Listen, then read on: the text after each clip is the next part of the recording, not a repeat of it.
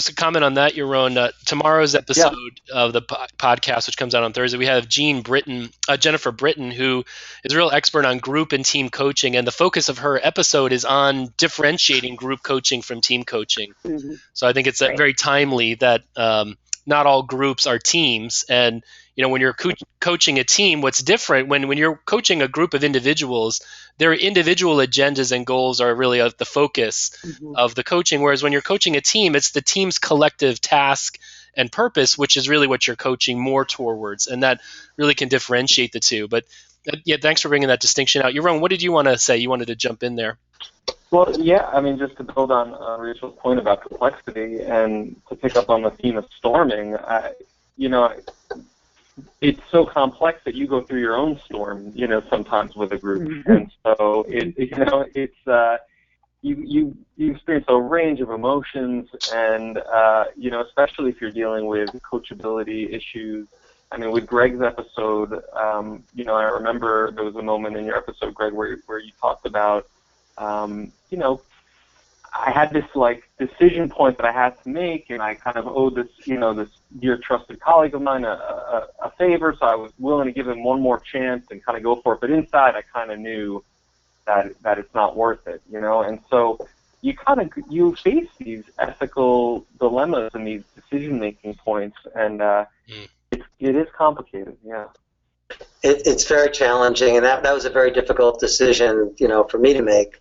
And I would say, on the issue of complexity, even since I did that podcast just a few weeks ago, I'm working right now with 4 large organizations that are, the big trend for 2015, I can tell you, is restarting your learning and development organization. So if you've had it in mothballs since 2008, it's amazing how much work there is right now and how many jobs are open right now in doing that. Mhm.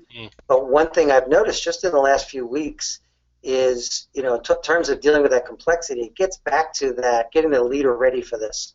And so my new insight that I've been thinking about is I've noticed a pattern with at least 3 out of the 4 groups that I'm working with right now, which is the leader, because they're either the head of HR or because they came from more of a talent background than a learning background. They really don't know. They don't know what they don't know about learning in some cases. And so to get them ready, part of it is just, I think, giving them a little confidence. I told someone 2 days ago who said, listen, I don't really know a lot about this area. And I said, don't worry. I said, I'm doing 4 of these. I will help you out. We will get there. We're definitely going to be able to do it. And so it's, there's all manner of coaching going on, and the complex from getting the leader ready to her then immediately telling me, and oh yeah, after you leave, I want to make sure that my current head of talent is able to go and execute a lot of this stuff. So that's a big part of it, is you have to be able to help me and also coach my person who, when you leave as a consultant and as a team coach, is going to be able to help us take this stuff forward. So, it's the one thing I've been seeing is just being able to get people ready to be and give them some hope. And then a lot of times they can't see what's coming up. I spent 5 hours today writing a very specific project plan. So literally this person didn't have a lot of experience with this, could see step by step over the next 2 months of how are we going to get to a recommendation stage. So I think those are sometimes those baby steps, those foundational steps are really critical to help even have a chance against some of this complexity. Cool. Any other comments on that? And also for the listeners out there, feel free to drop questions in the in the chat box. One of the themes that came up in the review that Dr. Hayes and I, who I think is on the line still, was around sort of accelerating the development of teams and the performance of teams. And I know, Greg, you ended when I sort of ended each of the podcast episodes, I asked you, what's got you really excited about team coaching that keeps you passionate about and excited? And you talked about trying to bend the curve of how fast can we move teams through the stages to become a high-performing team. And this has been a theme that's been coming up throughout the different episodes. DJ Mitch in episode number 9 was a really amazing story of coaching 60 teams, large-scale team coaching. Talked about Bruce Tuckman when in the late 1960s when he studied teams and he studied many teams and found the teams went through these stages of the forming, storming, norming, and performing, and then I think they added the adjourning, right, the separating part out, and he found that they were roughly doing this in 2 years. in 1969, maybe 2 years was a normal life cycle for a team.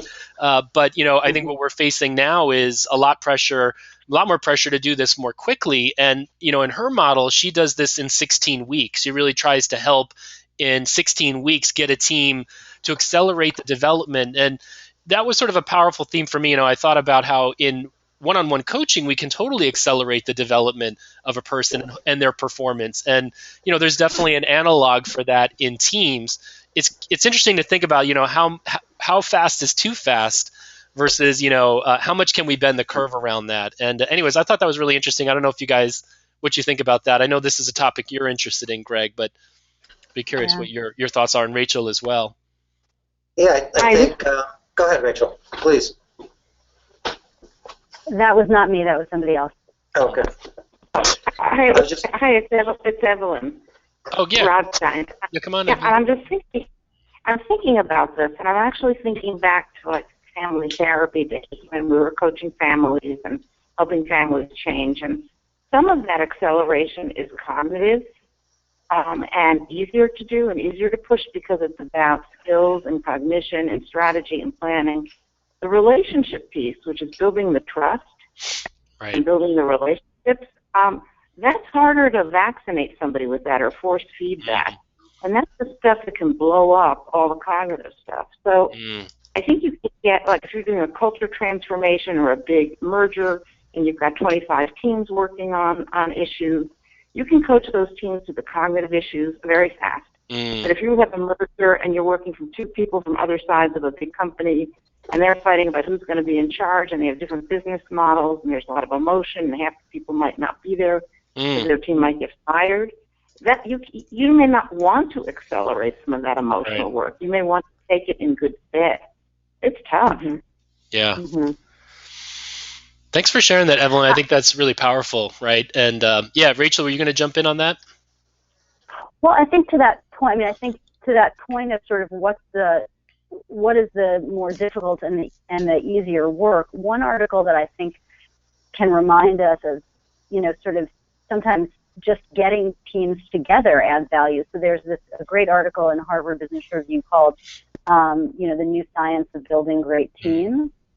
And it talks about how just by getting together, there's an increase in. So it was this very. I don't know if people are familiar with that study, but it said something like there was just an 8% increase in performance after a coffee break was instituted. Right. Now, anyone who knows me knows I'm a big fan of snacking, so that did catch my eye. But I do seriously think that sometimes it's remembering part of, and this builds on the idea of Stephen Covey's The Speed of Trust, but part of what it doesn't have to be that we're always doing such hard work. I mean, there is work that we need to do, but there is also how do you build some, path of communication and trust, especially if it's going to be a cross-functional team that you're coaching, so that there's just flow of information across the team, and not, remembering the easy wins, I think is also important as a coach. Yeah, that really resonates with me a lot, Rachel. A guest that I have coming out next week also talked about, sometimes for teams it's really some of the simple things, and I think we tend to get sometimes lost in the complexity of teams, but small things can make a big difference. I'll give an example. One of the teams I've been coaching is an investment management team of a large foundation, so it's the investments team. There's about 12 people in this team, and I was initially brought in to coach the deputy chief financial officer of the team, and then that eventually led to a team coaching engagement. And one of the things I'm doing some work with them around is around their decision making as a group. Now, I don't know anything about investing money, but which is turning out to work out well. But the decision making that they're struggling with is how do they leverage the 12 people in the team to make better investment decisions. It's really about their process. So it's not about the content. of picking money managers and funds and all that kind of thing. So one of the challenges that was coming up for them, which they were dogged by, it was like a wicked problem for them, which is we have a few very vocal people on our team who are very dominant, and they get a lot of airtime, Right. and because of that, their voice tends to dominate. And they said, we really want to get the more passive and more quieter members of the team out, but we don't really know how to do this. We don't want to push them in the meetings. So we were in a 2-hour, coaching session, and I said, there's something called the nominal group technique, which is really easy. But if you're not familiar with the nominal group technique, all you do is actually have people around the topic you want to consult about first individually, just for 3 to 5 minutes, write down a few of their thoughts about the issue, and you just go around one by one. Don't comment on the ideas as they come out, but do at least one round or even two, just getting the ideas out, then open it up to a free flow. And we did it in the moment around a real issue they were working on, and they thought it was the best thing since sliced bread. These are really smart people, sophisticated people investing billions of dollars, and something very simple like the nominal group technique, which for me is sort of, an obvious thing from my training, but for them it was like, wow, that was pure genius, and it worked. And we saw it happen in action, and it was like, now my stock has really gone up, not to, Right. pun here, but my stock has gone up with these guys. So, that's a very simple example, but like, I love that, it doesn't always have to be complicated, and some of the small wins can go a long way, Yeah. So, other thoughts, reactions, and I'd love to hear. Thanks earlier for jumping in, Evelyn, and if you have more comments, feel free to come back on. About the speed of change, just when I compare the different waters that I swim in, I'm not doing much with the investment banking community there, Christopher, but the tech sector, it is all about faster. I mean, so I appreciate Evelyn's point about slowing down, and I just came from like a qigong, Tai Chi type class, so I'm feeling good in terms of You're in the my zone. pace, but I'm in the zone, and I appreciate the slower pace. And I know in that tech sector, boy, I mean, speed is like so critical, and they measure their performance in seconds sometimes on some of these analytics and data that they're looking at, and so. So yes, I mean, I think that is how do we kind of accelerate, and they'd love it if we could crack the code on how to really boost performance and accelerate people through Bruce Tuckman's model. I mean, my goodness. I think, one of the things that, because I do some work in all these sectors that I've been struggling with, is this trust issue, this relationship issue, especially in like the high tech. And it comes from a lot of the techniques we've learned in conflict resolution, right? If you could somehow get people to say they can have a relationship, but it doesn't mean it has to be a friendship, and they can be more direct and open about conflict, that accelerates at least an environment of, whether it's true trust or at least it's workable trust, like it's a working trust relationship. So I think we all have a million techniques that we've learned about conflict management, sort of breaking it into bite-sized pieces and putting it into the team development process so that they can have legitimate conflict quick and learn the other pieces from you've been learning, because they're moving fast. They do smart, small, intimate experiments and learn from them fast. Yeah. That's great. Yeah, on this one, I'll just chime in on this one. I know, Greg, in your episode, one of the things you spoke about was having one team you're working with do some peer coaching, I think, with each other during the team coaching process. And in the episode tomorrow by Jennifer Britton that's coming out, she really believes that teams need to develop coaching cultures within the members of the team. And even if they're not, we're talking about professional coaching skills, they need to be able to learn how to coach each other a little bit. And, maybe that's one way where we can accelerate some of that trust building. I know one team that I'm a part of, we've been doing that, short, quick coaching conversations, whether it's paired up or when there's a group of 4 of us sitting around, and it's really changed the fabric of the team and the trust in the team. So I think there are some little techniques and ways to do that. And I don't know, Greg, if you want to jump in on that, or Rachel, if you have comments on that. But I think you've hit on something powerful, which is around how do you build trust, especially in industries where it could be challenging, given the speed and all that. Yeah. There's some amazingly simple things like having coffee breaks with each other, it's like meeting in person, like actually being able to have a conversation about a difficult subject, or sometimes it's just being able to say, hey, I really liked the way you did X, Y, or Z in that last meeting. It really helped me to understand this and that. So I think those, everyone says they never have time to do this, and I really believe if you get a really good read on where the team is and what people's capabilities and capacities are, the biggest thing I see is, people can't figure something out, or they just have a really bad relationship with someone. So just being able to help them take those small steps to be able to build trust step by step, I think helps a lot. But in any of the projects that I'm working on now, I've noticed whether it's consulting, team coaching, individual coaching, they're all about transformation.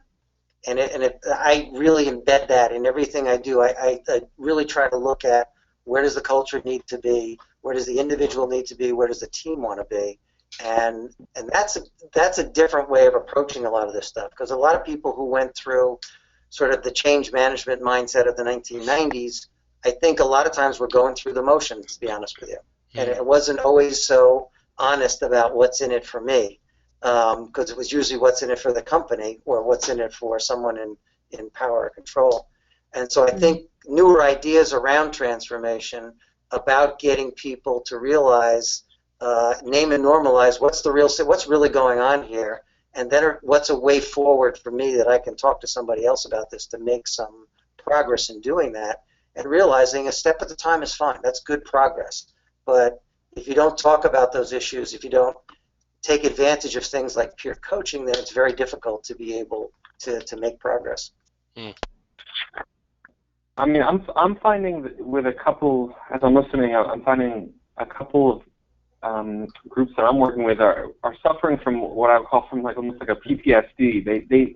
It's not just that they don't have a lot of contact with each other, or they've had a bad experience with each other, and now how do we get through it? So is it worth getting through it? And to your point earlier, Greg, about the hope, and there's fear that's in the way too. And so, and maybe it's just that my sample size of clients that I'm working with now, that that they're suffering from that, where they've had some bad blood, and maybe to Christopher's point earlier about, well, how ready is the leader? The leader hasn't fully owned his or her role in that. That makes it much harder to kind of transform, because that ultimately is the goal. I agree.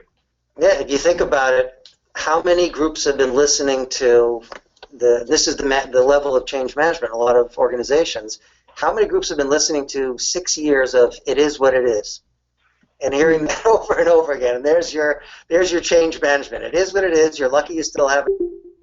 And the good news is what's really changed, I think, this year in particular, is companies, and there's already some research out from Burson and others, that the game is changing, especially in the U.S. now. And now all of a sudden people are very concerned about retention and engagement. And it's almost pre-2008 kind of problems. And now they're good, they're good problems to have. But it's like you've been saying, it is what it is for 6 years now. Why are you surprised that your employee engagement results are so low and that your teams aren't working well together? And by the way, you've reorganized your organization 27 times since 2008.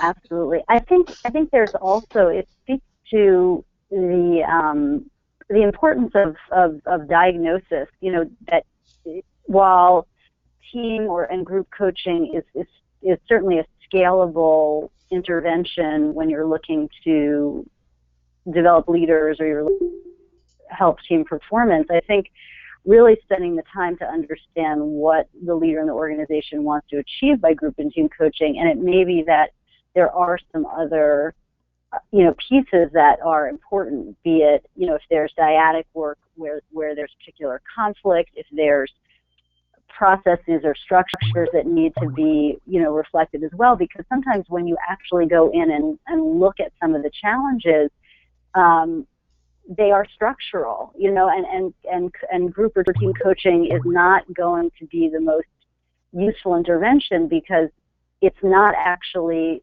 the relationship is not as much the problem as something that's sort of structurally not working. And I think it's important to keep alert to all of those different dimensions and make sure that we have a picture of that, because you don't want to be working, a problem, a challenge, or an opportunity in a way where that's not really the most powerful lever. So that comment is so true. Go ahead. Evelyn, were you jumping in there? What do you want to say? Yes, it's very resonant because I just had some minor knee surgery, and I'm going through this hospital. The only way I can deal with it is to try and reorganize it. And a lot of the issues had nothing to do with team coaching. What they had to do was process mapping and process management. So to go in with a big team coaching initiative when they don't have their drug flow processes organized or their output processes organized, it's the wrong issue.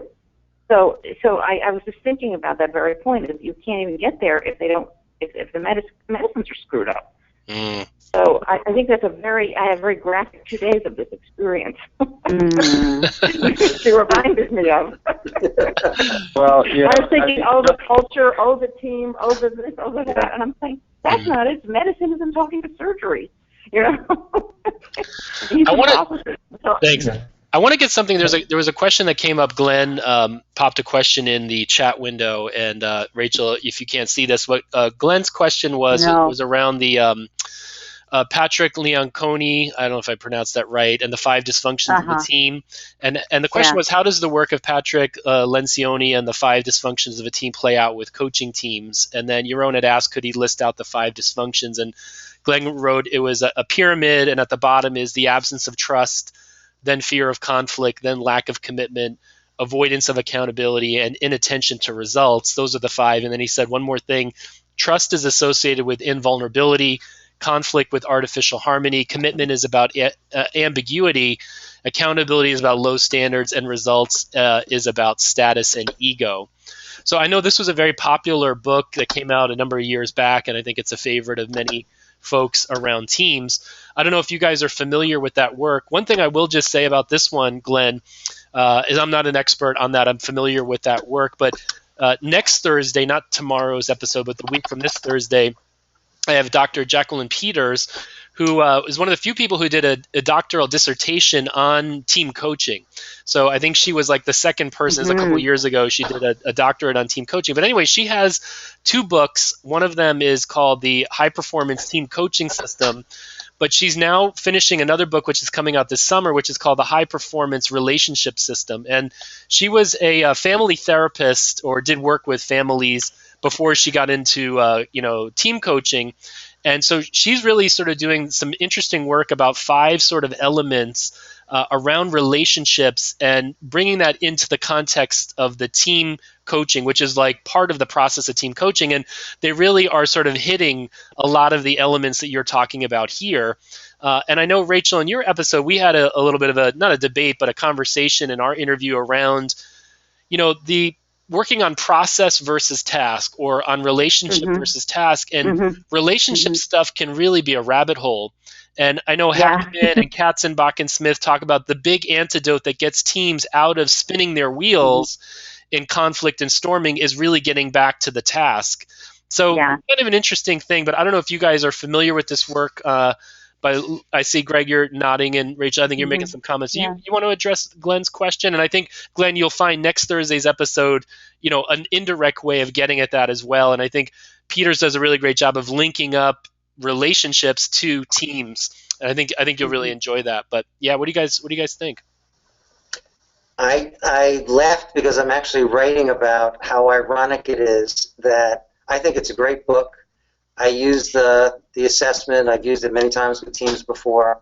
The funny part, though, is how bad off are teams that title, The 5 Dysfunctions of the Team, really is sort of the headline that's out there. And I always try. Sometimes it's so scary, and that's cynical. But I look for better examples. I just finished a book called The Boys in the Boat, which is about 9 Americans who went for gold at the 1936 Berlin Olympics. And the stuff in there, when I read about that team versus the 5 dysfunctions of a team, it's starkly different. I mean, I have a quote up in front of me now that just cracks me up. So you think about the 5 dysfunctions of the team and no trust and accountability and all the other stuff that's there. And then listen to these couple of sentences. It says, but if they're to row well together, Each of the oarsmen must adjust to the needs and capabilities of the other. Each must be prepared to compromise something in the way of optimizing his stroke for the overall benefit of the boat. The shorter arm man reaching just a little farther, the longer arm man foreshortening is reached just a bit, so that both men's oars remain parallel and both blades enter and exit the water at precisely the same moment. This highly refined coordination and cooperation must be multiplied out across 8 individuals of varying strengths to make the most of each individual strengths. In those races, if one stroke is off, you lose a world-class race. And so you think about that as a model versus the 5 dysfunctions of the team, and that's when you really get inspired. Perhaps there's a little middle ground there, for us to be able to do something a little bit differently to help people. But it's just amazing what a gulf there is when you start out with that. And I do believe the 5 dysfunctions is pretty much on target for a way of it's almost starting off with more of the cynical side of what you need to do. Rachel, did you want to jump in on that? Yeah. Sure. I think that it's fun. I mean, I think the 5 dysfunctions of the team sort of make it more difficult to say. I think sometimes when we talk about relationships, and it'll be interesting to see if this changes in future decades. But there's sort of a perception that's soft, or it's very interpersonal, or it's related to friendship. And what I like about sort of the model of the 5 dysfunctions of teams is it says you are relating. It doesn't mean that it has to be sort of that it's friendship based, but there is an interdependence that is an element of getting results in an organization. And if there's an interdependence, then there needs to be some of these elements. So I think what I like about 5 dysfunctions of teams is for people who are sort of allergic to the language of other entry points of emotional intelligence, or anything that could be called quote unquote soft skills. It is sort of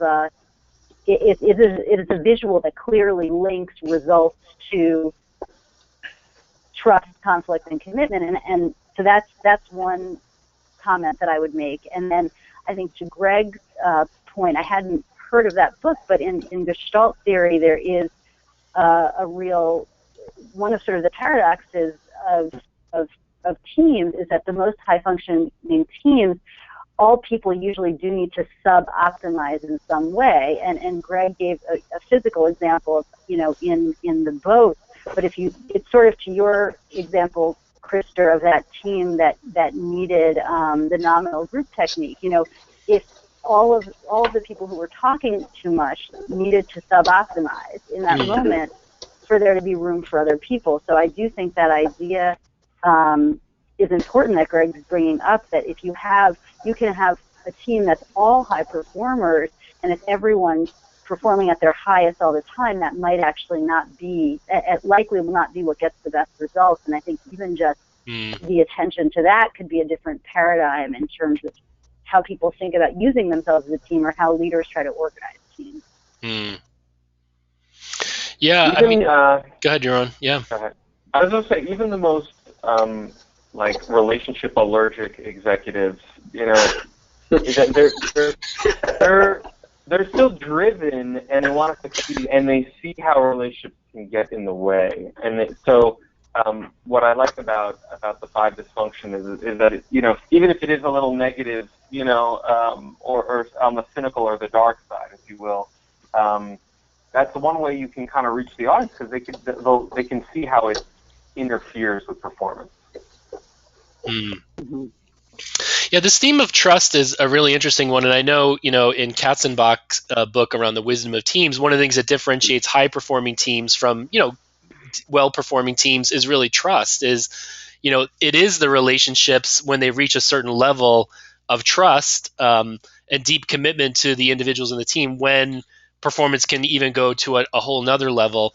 In tomorrow's episode that's coming out on the Team Coaching Zone podcast, Jennifer Britton talks about, that the changes groups are being faced require a lot of vulnerability and a lot of trust, and we're asking a lot of people to take those risks.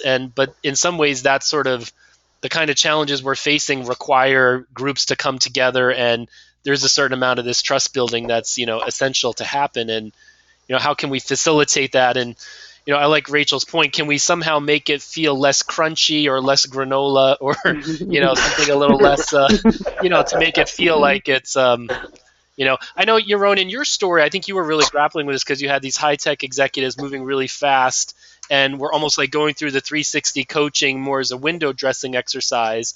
And I think they wanted to do like your 360 feedback session in like 30-minute. They wanted to reduce a 90-minute feedback session to like 15 to 30 minutes. That was what that's what the CEO wanted. He was like, well, can we do it in 15, maybe 30, and I was like, no, and in all seriousness, when I read it, because he fired away an email to me, it was like a one-liner, and like at first I was like, this has got to be some kind of joke, like, because it was, and I think I mentioned this in the podcast, like it did kind of hurt my feelings, and in terms of my professional identity here, like, come on, no, we got to take this seriously, then let's not do it. But actually the team had incredible variability in their interest level. So 4 out of the 6. So the CEO wanted to do rapid coaching, super fast kind of thing, and with him, actually, the strategy that ended up working, so to speak, was I said, well, look, if you don't want to have a sit down, let's not do a sit down. I'll give you your 360 feedback report. Research has shown 33% of people who read 360 feedback reports are going to enact some kind of behavior change anyway. So there's a chance that you actually will be able to just do some quote-unquote self-coaching. You encounter something, you want to talk something through, we'll set up an appointment, But then with the other folks who were willing to, so rather than just impose the CEO's preference on the entire group, I gave them a choice. You want to do it on your own? Do it on your own. You want to do a rapid coaching 30-minute thing where we just focus on one area for development and one strength that you can amplify? Fine, we could do that. You want to do the, what in my mind is kind of the standard, the gold standard of, 90 minutes, we go through the 360 and come up with a thoughtful action plan, maybe weave in some nice thinking preferences, NBI assessment results, some other individual assessment tool to kind of complement and the data. Cool. And then we ended up having a nice variability of, folks. I think 4 out of the 6 ended up going, 3 out of the 6 ended up going for the deep dive, 90-minute, and then 2 went for the rapid. So, and then the CEO, of course, went for the self-coaching. So it was kind of interesting. But part of the story too, Yaron, is you called me when you got the email, and I think you were on the verge of firing the client because you felt disrespected. Yeah. You felt disrespected as a coach, and you felt like, look, my time is worth something, even though it's good money. I don't really want to do coaching that's window dressing and just to cover a legal, risk. And we talked about it and we strategized a little bit. I think you were able to, manage your emotions around, and this is where I think support and, peer coaching or whatever can be valuable. But then you went back to them and gave them some choice, and they took to it. And I think your story's still unfolding because it's led to they're actually continuing, and you're getting more coaching work from that client now, right? So in some ways, their capacity and their coachability has been increasing, right? It's a process. It's funny how it unfolds because, they end up influencing one another. So I have some 90-minute sessions with 3 out of the 6, have some rapid coaching sessions with some more, and what happens, then the CEO calls and says, hey, look, I want to have a coaching session. So they start talking, and so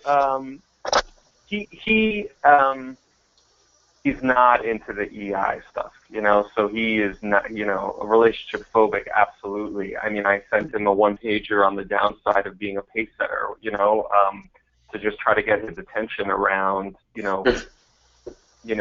some of the exactly, like going too fast and not taking, so anyhow, it's still unfolding to your point, Christopher, and it has expanded. The CTO loved it so much that he actually now started rolling out a follow-up team coaching process with his 5 top engineers, so, was doing some good work with them as well, and so it's kind of now, and then the marketing officer yesterday was saying, hey, I want you to roll this out to my team, so, it's funny how it's starting to bleed into the system, even when the CEO was kind of lukewarm at best. Yeah. What I love about that story, though, is coachability, coaching motivation. Hang in there a little bit, dealing with some of that resistance. Because I think what you may have been dealing with was resistance to change, right? And you managed that well and hung in there and gave them some choice and didn't fire them, which you could have. And now it's starting to, some trust is building, and it's starting to cascade down the channels. So that's kind of it's a nice ending. Well, it's not an ending; it's still an unfolding process, right?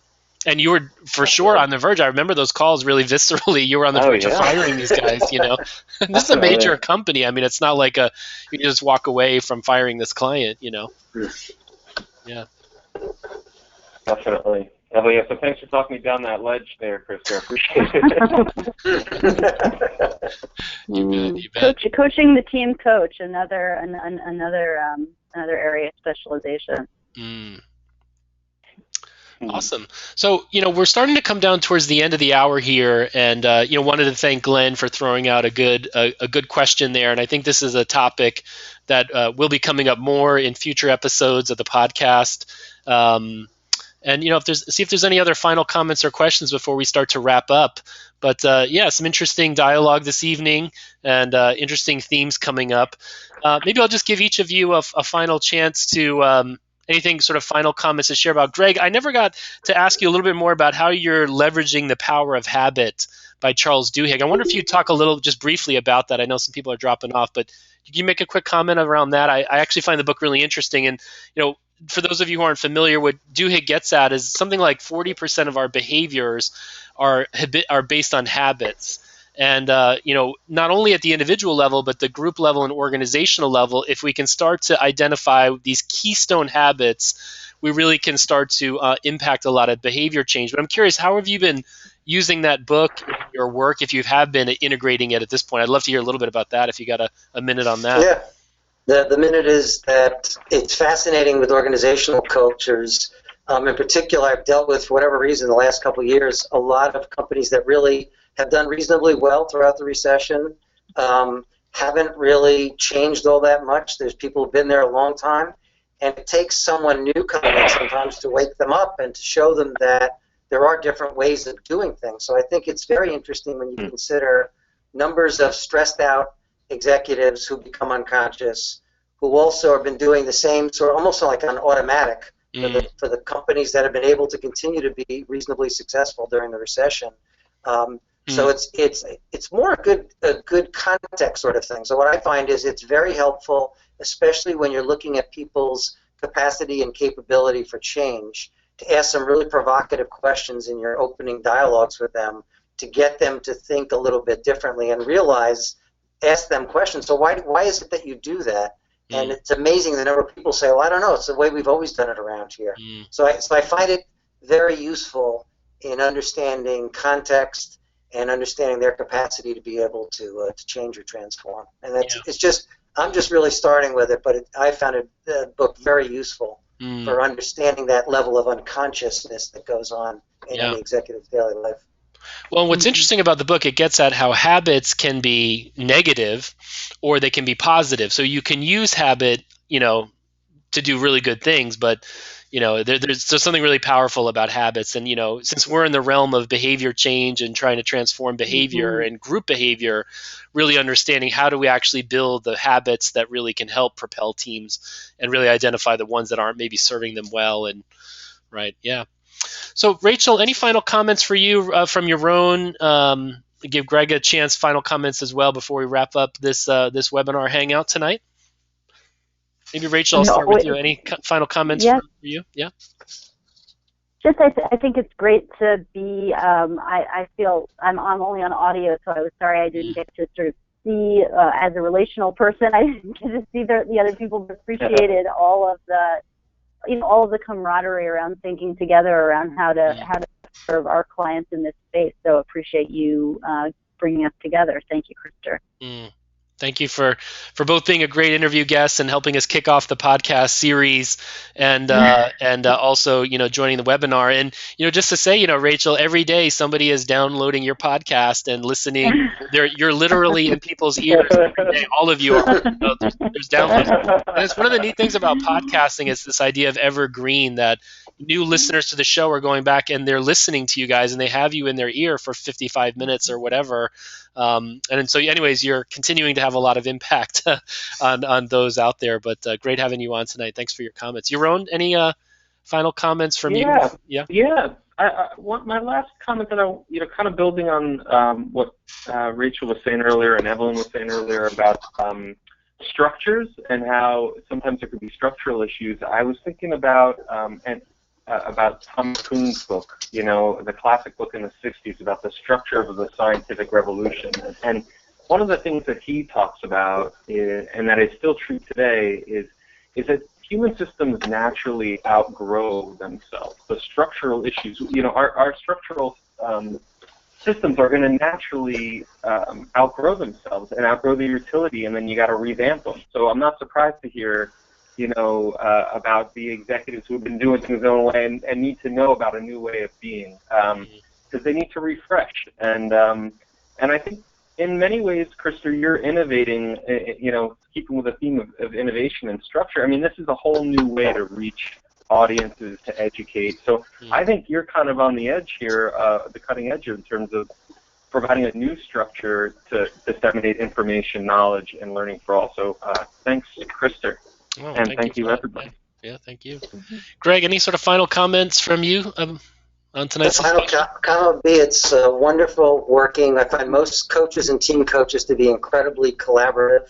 So it's wonderful. It's a real pleasure to do these things, do podcasts, to share, little secrets here and there. And I would just say, for people like your own going through, we all go through a tough, engagement at some point.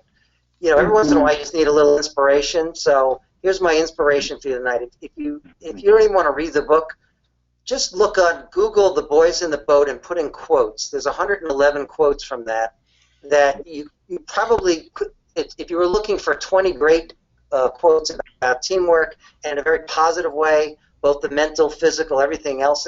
It's a quick little Google search to do, but if you get stuck or get down, read some of those quotes in there because they're really pretty amazing. What the team does is so that's my last little gift. Nice. I'll echo something there that Greg said, and it's actually, if you check out we have this summary podcast about some of the big themes. We picked out 10 themes. There's many more, but we picked out 10 themes in the summary podcast, and we have a blog post on this as well. But the first theme I had of lessons learned after listening to 10 episodes with the team coaches is, number one, is that team coaches are really interesting people. and it's kind of not really, it's a joke on one level, but on the other hand, I delve into this a little bit more, and Dr. Hayes and I talk about this, is that one of the things that's really fascinating about the team coaches that I've been interviewing is many of them come from really multidisciplinary backgrounds. Felipe Paiva, who was on the call earlier and he's dropped off now, he's a jazz musician, he's a surfer, and he talks about the dynamic space of team coaching and really drawing on a lot of his experience, not just in business and informal coaching, but these other parts of who they are. We also found, that many of people who got into team coaching have evolved their way into it through their practice over time, and didn't go seek out because maybe they didn't even know you could get trained in team coaching, and there's more of that coming.